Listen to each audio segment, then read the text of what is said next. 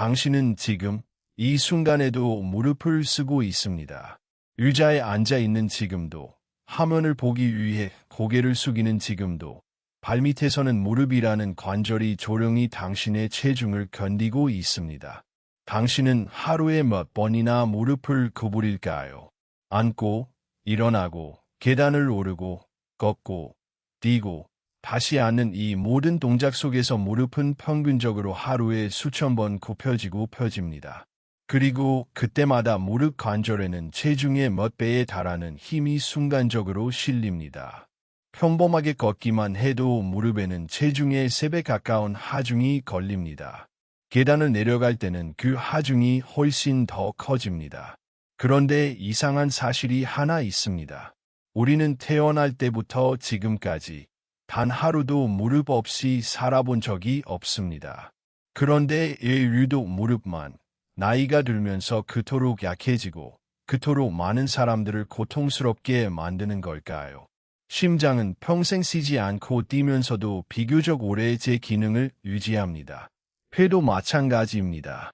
그런데 이 무릎은 그저 우리를 서 있게 하고 걷게 해주는 이 단순해 보이는 관절은 나이가 들면 그렇게 쉽게 삐걱거리기 시작하는 걸까요?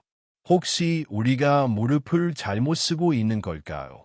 아니면 애초에 인간의 무릎이라는 구조 자체가 지금 우리가 살아가는 방식을 견디도록 설계되지 않은 걸까요?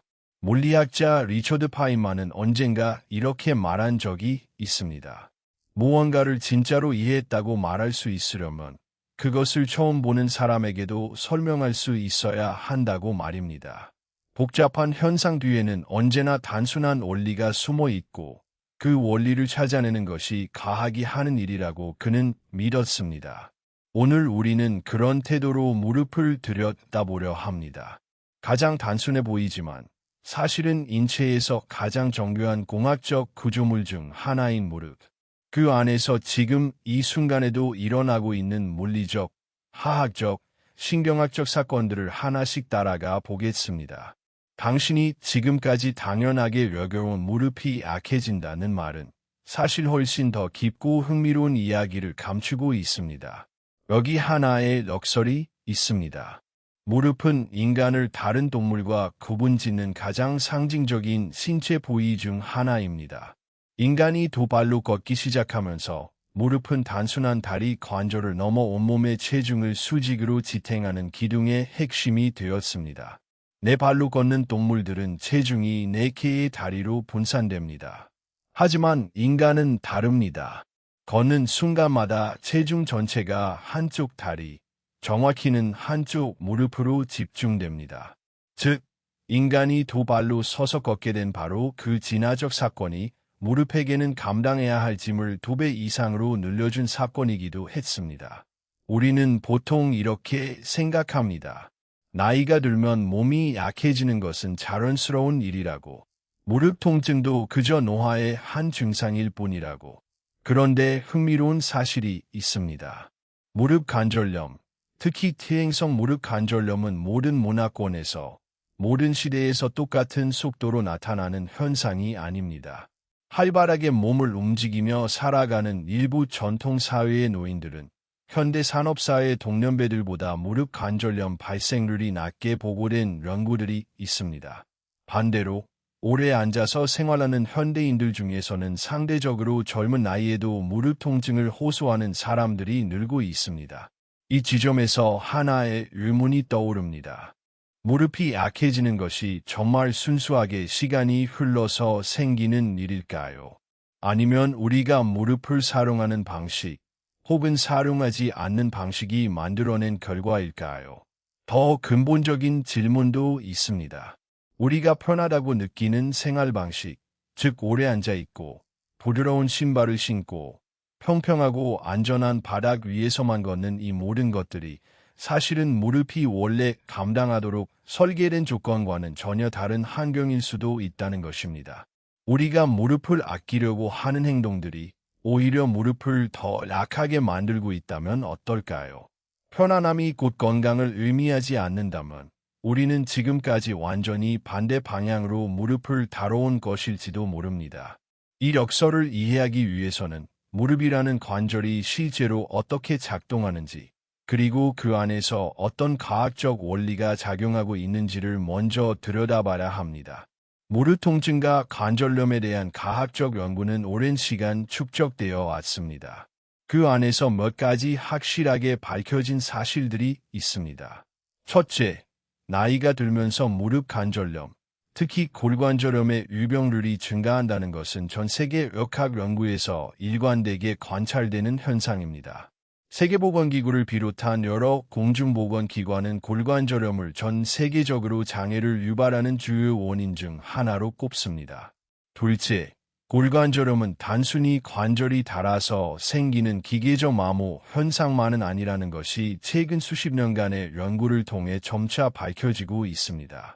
물론 반복적인 기계적 보완은 중요한 요인이지만 동시에 관절 안에서 일어나는 만성적인 저강도 염증 반응, 연골 세포의 대사 변화, 그리고 관절을 둘러싼 조직 전체의 변화가 함께 작용하는 복합적인 과정이라는 것이 현재 학계의 이해입니다.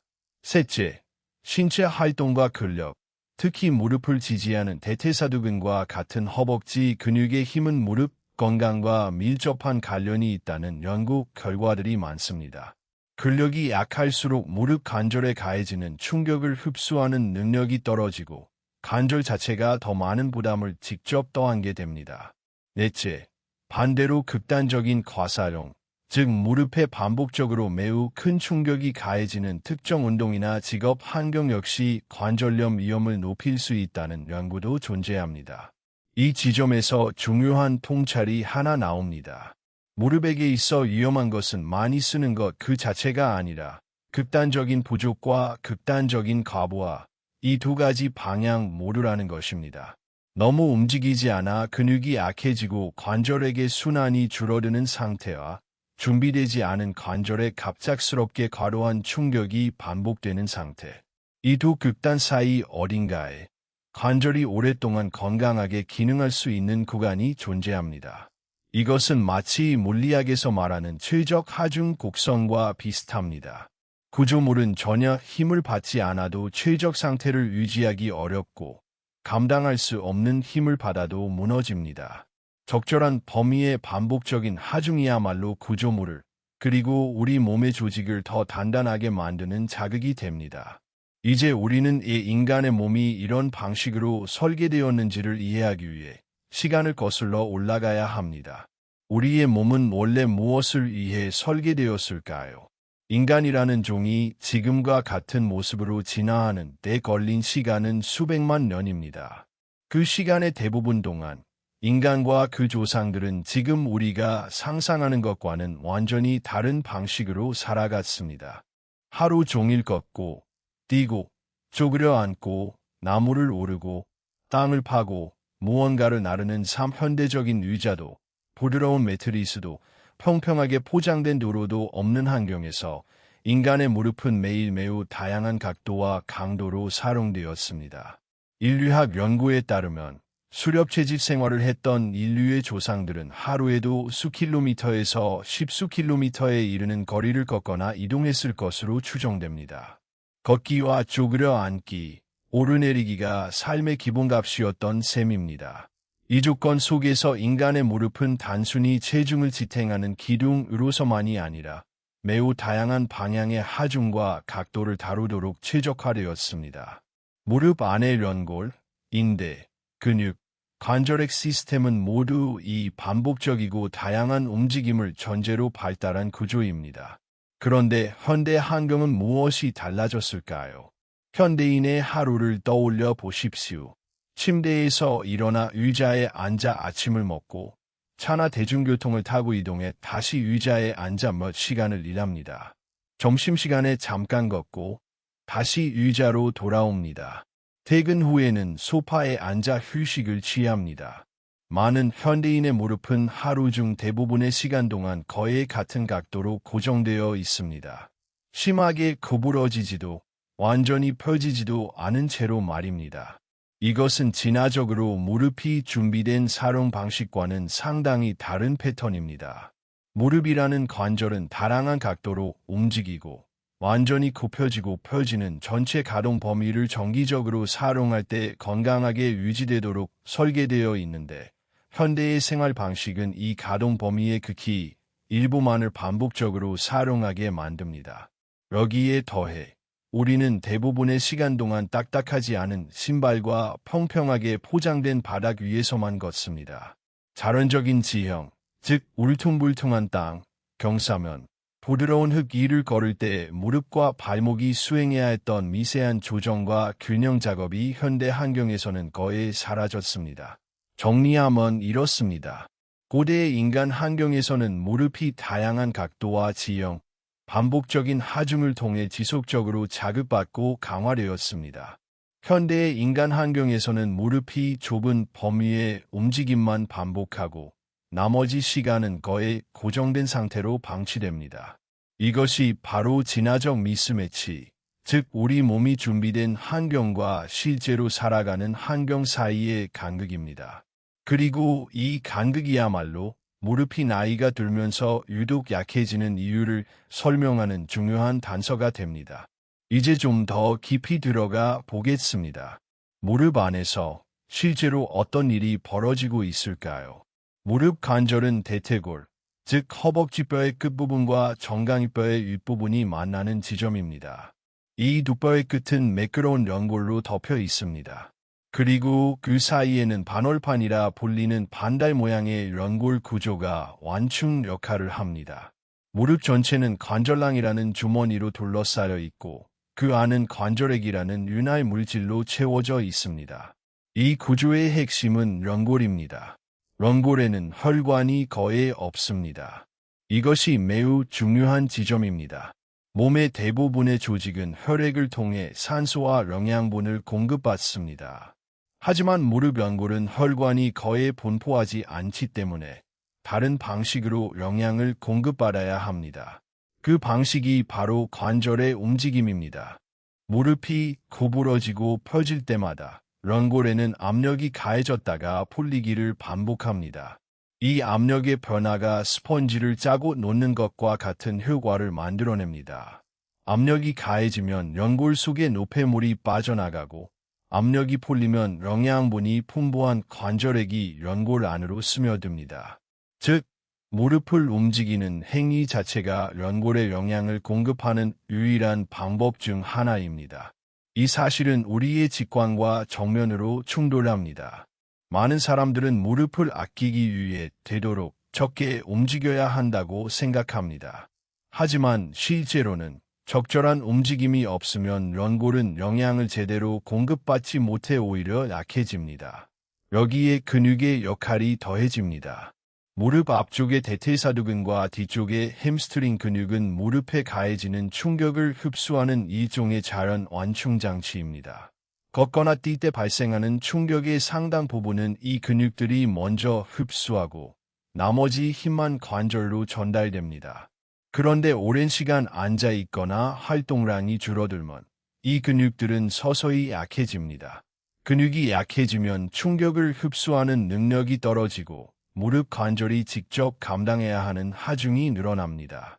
결과적으로 같은 강도로 걷더라도 근육이 약한 사람의 무릎은 근육이 튼튼한 사람의 무릎보다 더 많은 스트레스를 받게 됩니다. 여기에 나이가 더해지면 상황은 더 복잡해집니다. 나이가 들면서 연골을 구성하는 세포, 즉 연골세포의 활동성이 자연스럽게 감소하는 경향이 있습니다. 연골을 새롭게 만들어내고 유지하는 능력이 젊을 때보다 둔화됩니다. 동시에 몸 전체적으로 만성적인 저강도 염증 반응이 서서히 증가하는 경향도 관찰됩니다. 이런 염증성 물질들은 연골 조직에도 영향을 미쳐 연골의 분해가 회복보다 조금씩 앞서가게 만들 수 있습니다. 정리하면 무릎이 약해지는 과정은 하나의 원인이 아니라 여러 요인이 겹쳐서 만들어내는 결과입니다. 움직임 부족으로 인한 연골 영양 공급 저하, 근력 약화로 인한 충격 흡수 능력 감소, 나이에 따른 연골세포 활동성 저하, 그리고 만성 염증의 증가. 이 네 가지가 서로 얽혀서 시간이 지날수록 무릎이라는 관절을 조금씩 더 취약하게 만듭니다. 이제 한 걸음 더 깊이 들어가 무릎이라는 구조물을 물리학의 눈으로 살펴보겠습니다. 무릎 런골은 단순한 고체가 아닙니다. 런골은 물을 대량으로 머금고 있는 젤 형태의 조직입니다. 런골 조직의 상당 부분이 수분으로 이루어져 있고 그 안에는 콜라겐이라는 단백질 섬유와 프로테오글리칸이라는 커다란 분자들이 그물처럼 얽혀 있습니다. 이 구조를 물리학적으로 설명하면 런골은 일종의 다공성 탄성 물질입니다. 압력이 가해지면 내부의 수분이 빠져나가면서 압력을 분산시키고 압력이 사라지면 다시 수분을 빨아들이며 원래의 형태로 돌아옵니다. 이것이 바로 무릎이 체중이라는 큰 힘을 받으면서도 부서지지 않는 이유입니다. 딱딱한 뼈와 뼈가 직접 부딪히는 대신 그 사이에 있는 이 액체를 머금은 쿠션이 순간적인 충격을 흡수하고 서서히 분산시킵니다. 여기서 흥미로운 물리 원리가 하나 등장합니다. 바로 유체의 점탄성, 즉 힘이 가해지는 속도에 따라 반응이 달라지는 성질입니다. 천천히 힘이 가해지면 런골 속 수분은 서서히 빠져나가며 압력을 흡수합니다. 하지만 매우 빠르고 강하게, 예를 들어 갑자기 뛰어내리거나 무릎을 꺾는 듯한 충격이 가해지면 수분이 미처 빠져나갈 시간이 없어 런골 자체가 순간적으로 더 큰 압력을 그대로 견뎌야 합니다. 이것이 바로 완만하고 규칙적인 움직임, 예를 들어 걷기와 같은 활동이 무릎에 상대적으로 안전한 이유이자 동시에 갑작스럽고 준비되지 않은 충격이 무릎에 특히 해로운 이유이기도 합니다. 또 하나의 물리적 개념은 마찰입니다. 놀랍게도 건강한 무릎 관절 속 연골과 런골이 맞닿는 표면의 마찰 계수는 인간이 만든 어떤 인공 윤활 시스템보다도 낮은 수준으로 알려져 있습니다. 관절액이라는 자연의 윤활유와 런골 표면의 미세한 구조가 만들어내는 이 낮은 마찰은 뼈와 뼈가 수십 년간 서로 맞닿아 움직이면서도 쉽게 마모되지 않도록 돕는 정교한 설계입니다. 그런데 이 윤활 시스템 역시 움직임에 의존합니다. 관절액은 무릎이 움직일 때 관절 전체에 고르게 퍼지고 순환합니다. 무릎을 오래 움직이지 않으면 이 윤활 시스템도 최적의 상태로 작동하지 못합니다.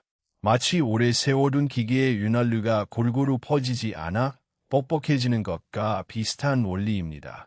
리처드 파인만은 물리적 현상을 설명할 때 종종 이렇게 말하곤 했습니다. 자연은 우리가 상상하는 것보다 훨씬 더 기발한 방식으로 문제를 해결한다고 말입니다. 무릎이라는 구조 역시 그렇습니다. 압력을 이용해 스스로에게 영향을 공급하고 움직임을 이용해 스스로를 윤활하는 이 시스템은 인간이 아직도 완벽히 흉내내지 못하는 자연의 공학적 해법입니다. 그리고 바로 이 정교함 때문에 이 시스템이 전제로 하는 조건, 즉 규칙적이고 반복적인 움직임이 사라지면 시스템 전체의 효율이 조금씩 떨어지기 시작합니다. 여기서 우리는 무릎이라는 관절에서 눈을 돌려 뇌로 시선을 옮겨야 합니다. 왜냐하면 무릎이 어떻게 움직이는지를 결정하는 것은 사실 무릎 그 자체가 아니라 뇌이기 때문입니다. 우리가 걷고 계단을 오르고 균형을 잡는 모든 동작은 뇌나 척수, 그리고 무릎 주변 근육과 관절 사이를 오가는 복잡한 신경신호의 결과입니다. 무릎 관절 주변에는 고류 수용감각이라 불리는 특수한 감각 수용기들이 분포해 있습니다. 이 수용기들은 관절의 각도, 위치, 움직이는 속도에 대한 정보를 실시간으로 뇌에 전달합니다. 뇌는 이 정보를 바탕으로 다음 걸음에서 얼마나 무릎을 구부려야 하는지, 얼마나 힘을 줘야 균형을 유지할 수 있는지를 예측하고 조정합니다. 이것은 우리가 의식적으로 생각하지 않아도 자동으로 이루어지는 매우 정교한 실시간 계산입니다. 그런데 이 시스템에도 신경가소성이라는 원리가 작용합니다. 신경가소성이란 뇌와 신경계가 반복되는 경험에 따라 스스로의 회로를 바꾸는 능력을 말합니다. 만약 오랫동안 무릎을 깊게 구부리는 동작을 하지 않는다면 뇌는 점차 그 동작에 대한 감각적, 운동적 신호를 정교하게 다루는 능력을 잃어갑니다. 마치 오랫동안 쓰지 않은 외국어를 점점 잊어버리는 것과 비슷합니다. 근육은 물리적으로 약해질 뿐만 아니라 내가 그 근육을 정교하게 제어하는 능력 자체도 함께 둔화됩니다. 이것이 바로 나이가 들면서 무릎이 불안정하게 느껴지고 계단을 내려갈 때 갑자기 겁이 나는 현상과 관련이 있습니다. 단순히 무릎이라는 부품이 낡아서가 아니라 내가 그 부품을 다루는 감각과 제어 능력이 함께 약해졌기 때문입니다. 여기에 흥미로운 통찰이 하나 더해집니다. 뇌는 통증에 대해서도 일종의 예측 시스템으로 작동합니다.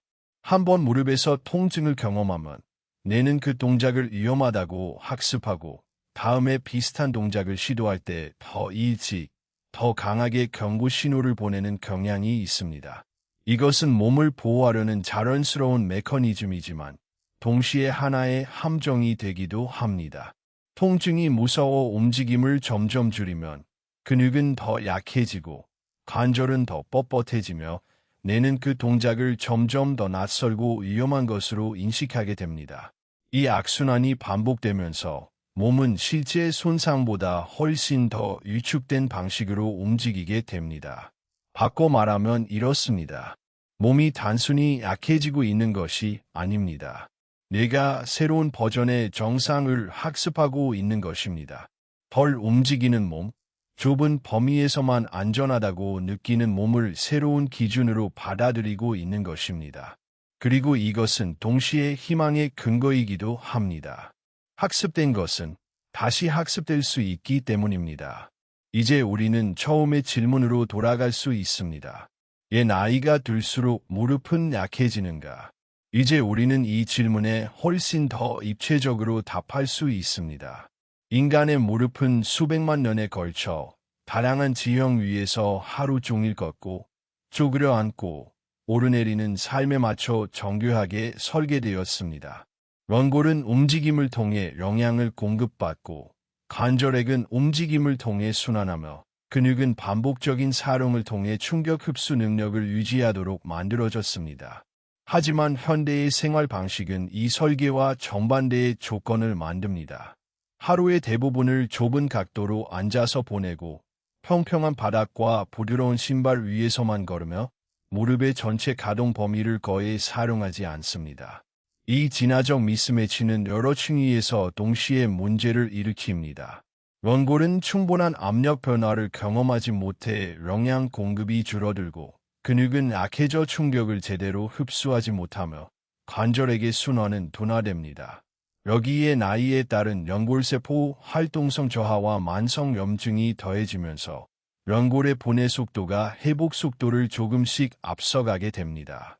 물리적인 차원에서는 압력에 따라 영양을 교환하고 스스로를 윤활하는 정교한 유체역학적 시스템이 규칙적인 움직임이라는 전제 조건을 이루면서 서서히 효율을 잃어갑니다. 그리고 신경학적인 차원에서는 내가 점점 더 좁은 범위의 움직임만을 정상으로 인식하도록 스스로를 재조정하면서 몸은 실제 조직의 손상보다 더 위축된 방식으로 살아가게 됩니다. 즉, 무릎이 약해지는 것은 단순한 노화의 필연적 결과가 아닙니다.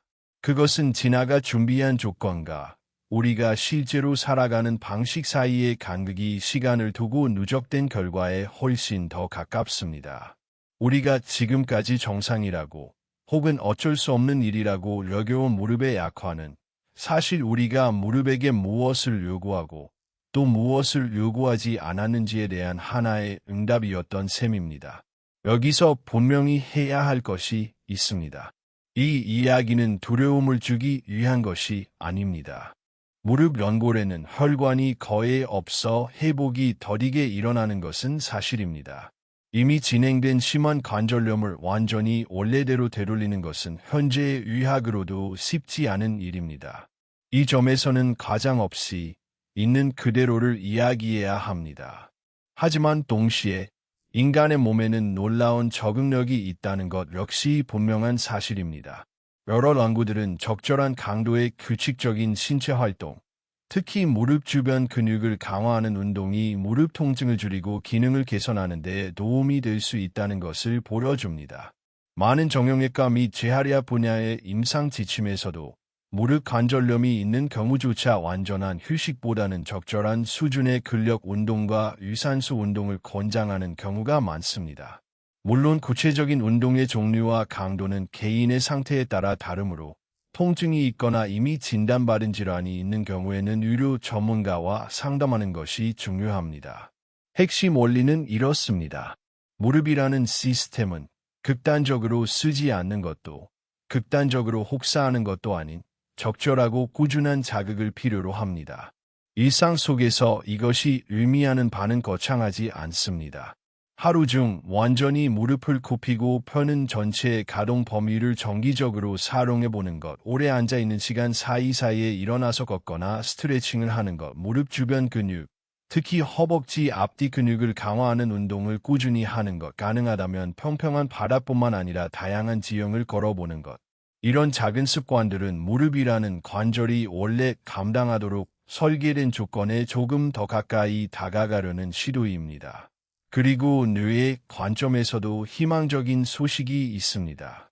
신경가소성은 나이와 무관하게 어느 정도 평생 유지되는 능력입니다. 오랫동안 사용하지 않았던 움직임이라도 안전한 범위 안에서 천천히, 꾸준히 다시 시도하면 뇌는 그 감각과 제어 능력을 서서히 다시 학습할 수 있습니다. 당신의 무릎이 지금 조금 뻣뻣하게 느껴진다면 그것은 무릎이 영구적으로 망가졌다는 신호가 아니라 오랫동안 특정한 방식으로 사용되어 왔다는 신호에 더 가깝습니다. 그리고 사용된 방식은 어느 정도는 다시 바뀔 수 있습니다. 당신은 고장난 것이 아닙니다. 당신의 몸은 당신이 살아온 환경에 성실하게 적응해 온 것뿐입니다. 그리고 몸이 배운 것은 대개 다시 배울 수 있습니다. 다시 이 순간으로 돌아와 보겠습니다.